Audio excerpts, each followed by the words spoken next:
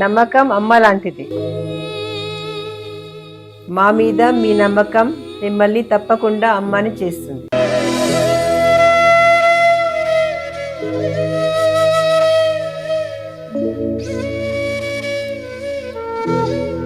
నేడు ఎంతో మంది మా మీద నమ్మకంతో అమ్మాయారు. మీకోసం అమ్మతనం ఎదురు చూస్తుంది. వివరాలకు సంప్రదించండి. Kiran infertility centre, Hyderabad, Bengaluru, Chennai, Delhi. ప్రేక్షకులకు స్వాగతం.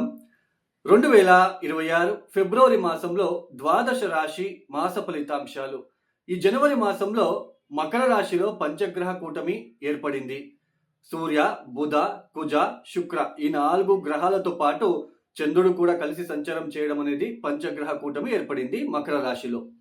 ఈ 4 గ్రహాలు కూడా ప్రధానంగా సూర్య, కుజ, బుధ, శుక్ర ఈ 4 గ్రహాలు కూడా క్రమేణంగా ఈ ఫిబ్రవరి మాసంలో కుంభరాశిలోకి మారబోతున్నారు. అంటే ఎగైన్ కుంభరాశిలో పంచగ్రహ కూటమి ఏర్పడబోతున్నది. అందులోన రాహుతో కలవబోతున్నారు. రాహు కుంభరాశిలో సంచారం చేస్తున్నారు. ఆ రాహు ఉన్న ప్లేస్ లోకే ఈ 4 గ్రహాలు వెళ్తున్నారు. సూర్య రాహు కలిసినప్పుడు ఏ జాతకమైనా తీసుకోండి, మీ జాతకం ఒకసారి చెక్ చేసుకోండి. సూర్య రాహు, సూర్య కేతు, సూర్య శని ఇలా డీప్ కంజక్షన్ అయినప్పుడు పితృదోషం ఏర్పడుతుంది. ఈ పితృదోషం ఏర్పడినప్పుడు చూడండి, వాళ్ళ ఇంట్లో ఎవరైనా దుర్మరణం అయ్యి ఉండే ఆస్కారం ఉంటుంది.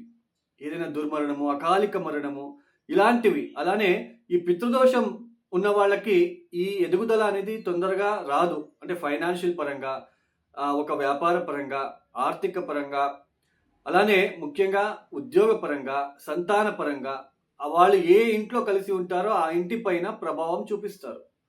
సో ఈ ఫిబ్రవరి 13వ తేదీ లోపలనే మీరు ఎవరైనా సిజరింగ్ చేసుకోవాలి, సిజరింగ్ చేపించాలి అని ఎవరైనా అనుకున్నట్లు కనుక అయితే ఈ ఫిబ్రవరి 13వ తేదీ లోపుననే మీరు ఆ సిజరింగ్ కార్యక్రమంని చేసుకోండి. ఫిబ్రవరి 13వ తేదీ దాటిన తర్వాత సూర్యుడు ఈ ఒక కుంభరాశిలోకి మారబోతున్నారు. అక్కడ రాహుతో కలుస్తున్నారు. పితృదోషం ఏర్పడుతుంది.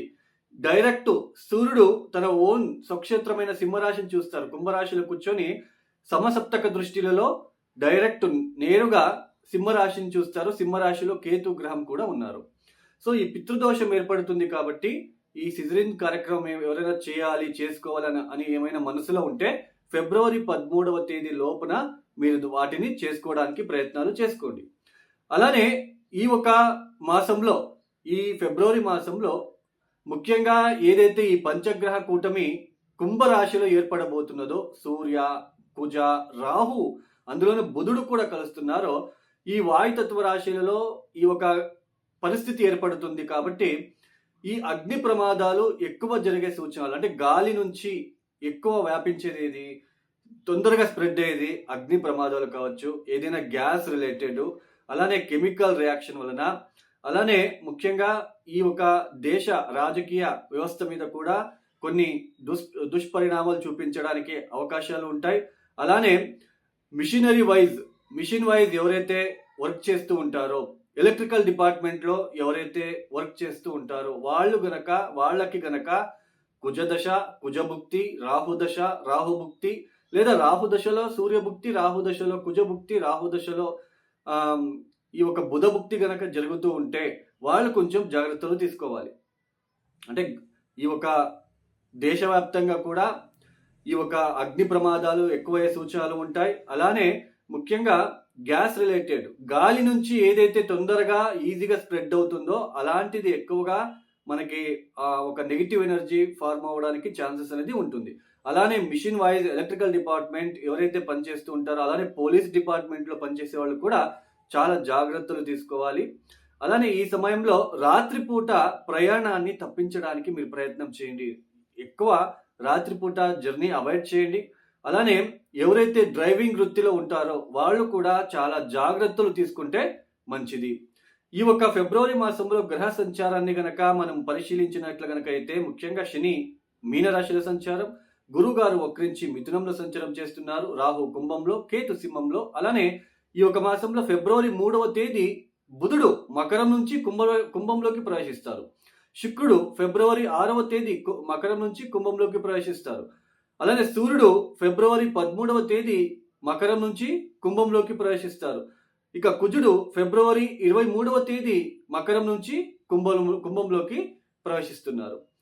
ఏదైతే ఈ గ్రహ సంచారం ఉన్నదో పంచగ్రహ కూటమి ఏర్పడబోతున్నది. 5 గ్రహాలు కూడా కుంభరాశిలో, ఇక మిగతా 3 గ్రహాలు మీనరాశి, మిథున రాశి, అలానే సింహరాశిలో.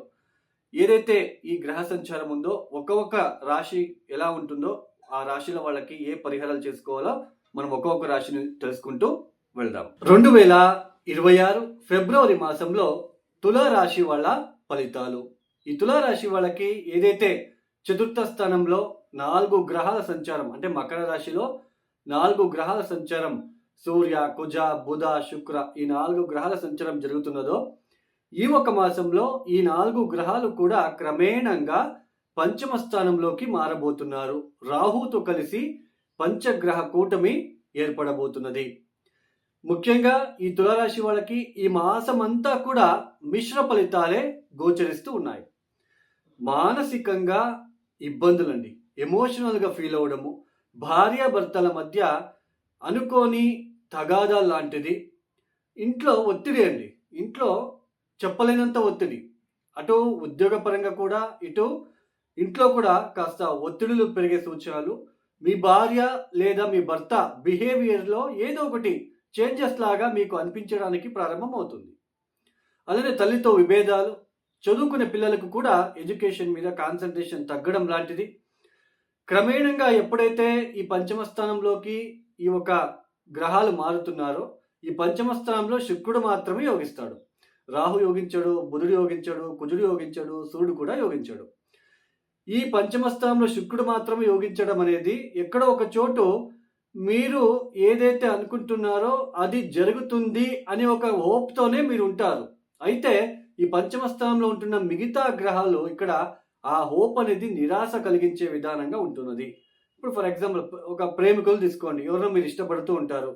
సో అక్కడ ఏదో ఒకటి హోప్ఫుల్గా మీరు వెళ్తూ ఉంటారు, బట్ అక్కడ నుంచి రెస్పాన్స్ అనేది నెగిటివ్గా రావడానికి ఛాన్సెస్ ఉంటుంది. అలానే వ్యాపారాభివృద్ధి కోసం చేసే ప్రయత్నాలు కావచ్చు, అంటే ఎదుగుదల కోసం ప్రయత్నాలు ఏదైతే ఉద్యోగపరంగా, వ్యాపార పరంగా, అటు సంతాన పరంగా, ముఖ్యంగా సంతాన పరంగా మీ ఆలోచన విధానం పరంగా ఒక ఇన్వెస్ట్మెంట్ చేయాలి, షేర్ మార్కెట్ కావచ్చు, ఇట్లాంటి ఏదైతే ఎదుగుదల కోసం మీరు ప్రయత్నం చేస్తున్నారో ఇక్కడ కొంచెం డిస్టర్బెన్సెస్ ఏర్పడే సూచనలు ఉంటాయి. అనుకున్న డబ్బు రాకపోవడము, మీరు ఏదైతే అనుకుంటున్నారో ఆ డబ్బు మీ చేతికి అందకపోవడము, వ్యాపార విస్తరణ, ఈ ఒక విషయంలో చాలా జాగ్రత్తలు తీసుకోండి. బిజినెస్ ఎక్స్పాన్షన్ చేసుకోవాలి, ఆతురతతో నిర్ణయాలు తీసుకోవద్దు. ఈ సమయంలో చెడు ఆలోచనలు రానివ్వకండి. చెడు వ్యసనాలు, చెడు అలవాట్లు, చెడుగా ఏదో తెలియని ఒక మెంటల్ డిస్టర్బెన్సెస్ అనేది కనిపించడానికి ఆస్కారాలు ఉంటాయి.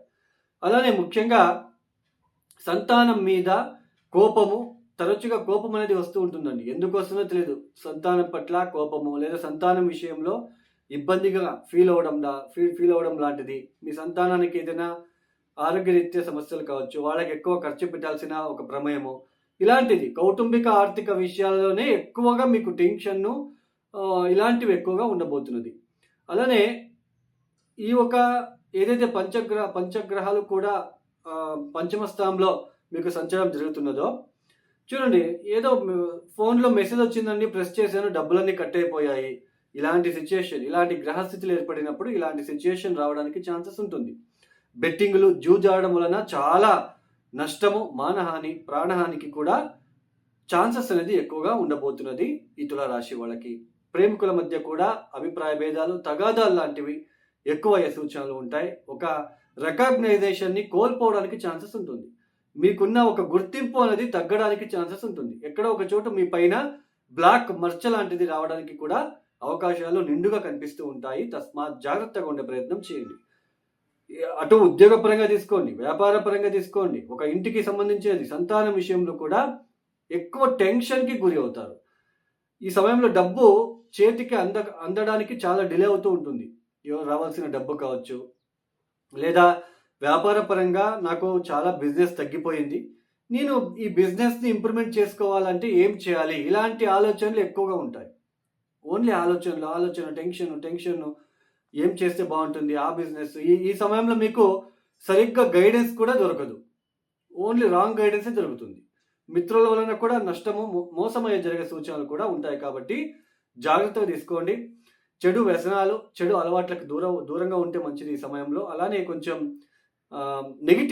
నెగిటివ్ మైండ్, తనలో ఏదో ఒకటి ఆలోచన అండి, ఏదో ఒకటి ఇబ్బంది, సో ఇలాంటివి ఎక్కువగా ఉండే ఆస్కారాలు ఉంటాయి. కాబట్టి కొంచెం జాగ్రత్తలు తీసుకోండి. ఈ పంచమ స్థానంలో, పూర్వపుణ్యస్థానంలో ఇలాంటి గ్రహాలు వచ్చినప్పుడే ఎక్కువ ఈర్ష్య, అసూయ, జలసి లాంటిది ఎక్కువ ఫీల్ అవుతూ ఉంటాం ఇతరుల పట్ల. కొంచెం జాగ్రత్తలు తీసుకోండి. ఈ తులారాశి వాళ్ళు తప్పనిసరిగా నవగ్రహాలకి కూడా, శివాలయంలో నవగ్రహాలు ఉన్నప్పుడు 27 ప్రదక్షిణాలు, ఓం నమ సూర్యాయ చంద్రాయ మంగళాయ బుధాయ చ గురు శుక్ర శనిశ్చరాహవే కేతువే నమః అంటూ 27 ప్రదక్షిణలు, ఒక్కొక్క ప్రదక్షిణకి కూడా ఎరుపు రంగుల పూలను అక్కడ పెట్టడానికి ప్రయత్నం చేయండి. కాళికా అమ్మవారికి ఎరుపు రంగుల పూలని మీరు అర్పించుకోవడానికి చేసుకోవడానికి ప్రయత్నం చేయండి. అలానే ప్రతిరోజు కాలభైరవేశ్వర అష్టకం వినడం, ప్రతిరోజు 8 సార్లు కన్నా తక్కువగా చేయకండి, 8 సార్లు కంపల్సరీ వినడానికి ప్రయత్నం చేయండి. అలానే ఈ సమయంలో ముఖ్యంగా కాకులకు ఎక్కువ రొట్టెలని, వాటికి ఏదైనా ధాన్యాలని ఇవ్వడానికి ప్రయత్నం చేయండి. ఎవరైతే ఈ వీడియోని చూస్తున్నారో లైక్ చేయండి, షేర్ చేయండి, సబ్స్క్రైబ్ చేసుకోండి. సర్వే జనం సుఖినో భవంతు. ధన్యవాదములు. జై శ్రీరామ్.